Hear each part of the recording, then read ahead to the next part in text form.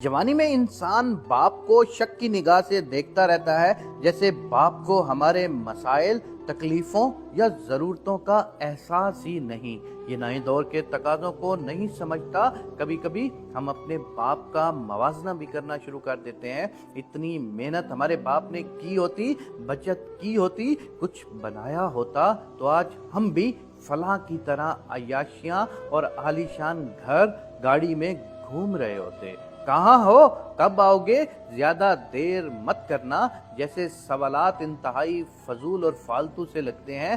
Sweater तो पहना है ना, कुछ और भी पहन लो, सर्दी बहुत है। इंसान सोचता है कि ओल्ड फैशन की वजह से वालिद को बाहर की दुनिया का अंदाज़ा नहीं। अक्सर औलादें अपने बाप को एक ही मयार पर परखती हैं। घर, गाड़ी, प्लाट, बैंक बैलेंस, कारोबार और अपनी नाकामियों को बाप के खाते में डालकर खुद सुरखरू हो जाते हैं। हमारे पास भी कुछ होता तो अच्छे स्कूल में पढ़ते, कारोबार करते, इसमें शक नहीं। औलाद के लिए आइडियल भी उनका बाप ही होता है, लेकिन कुछ बातें जवानी में समझ नहीं आती या हम समझने की कोशिश तक नहीं करते, इसलिए कि हमारे सामने वक्त की ज़रूरत होती है। दुनिया में मुकाबले का भूत सवार होता है। जल्द से जल्द सब कुछ पाने की जुस्तजू में हम कुछ खो भी रहे होते हैं, जिसका एहसास बहुत देर से होता है।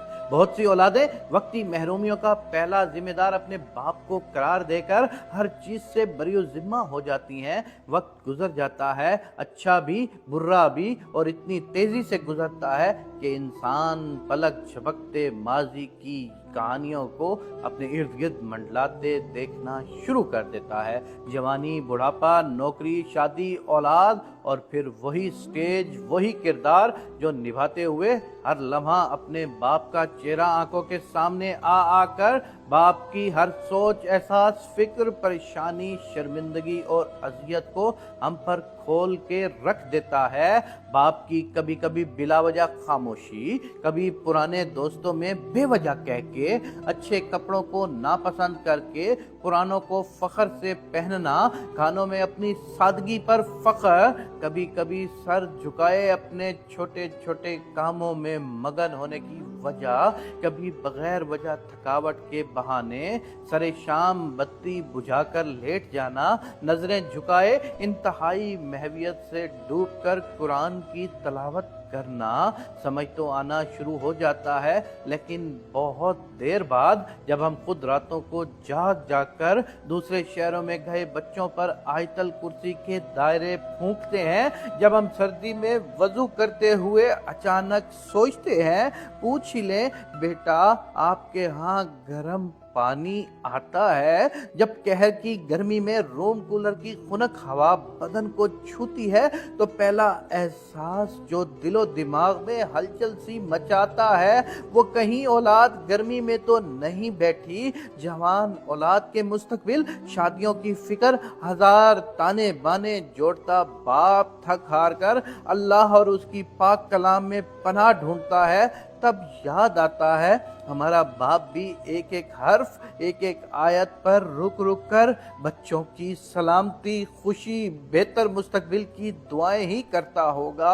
हर नमाज के बाद उठे कपकपाते हाथ अपनी दुआओं को भूल जाते होंगे। हमारी तरह हमारा बाप भी एक एक बच्चे को नमकनाक आंखों से अल्लाह की पनाह में देता होगा।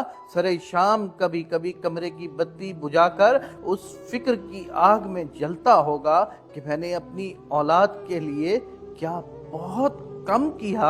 औलाद को बाप बहुत देर से याद आता है, इतनी देर से कि हम उसे छूने, महसूस करने, उसकी हर तलखी, अजियत, फिक्र का अजाला करने से महरूम हो जाते हैं।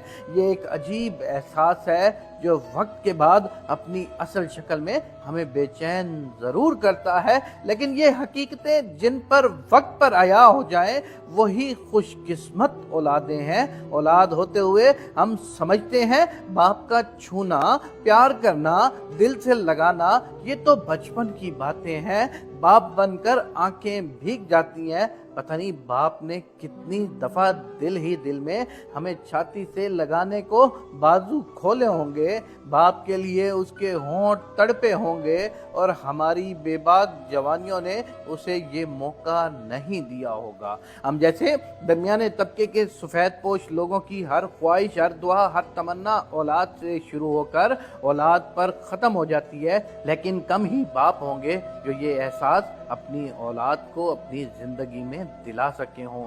ये एक छुपा मीठा मीठा दर्द है जो बाप अपने साथ लेकर जाता है। औलाद के लिए बहुत कुछ करके भी कुछ ना कर सकने की एक खलिश आखिरी वक्त तक एक बाप को बेचैन रखती है, और ये सब बहुत शिद्दत से महसूस होता है जब हम बाप बनते हैं। बुढ़ापे की दहलीज पर कदम रखते हैं तो बाप के दिल का हाल जैसे कुदरत हमारे दिलों में मुंतकिल कर देती है। औलाद अगर बाप के दिल में अपने लिए मोहब्बत को खुली आंखों से वक्त पर देख ले तो शायद उसे यकीन हो जाए कि दुनिया में बाप से ज्यादा औलाद का कोई दोस्त नहीं होता।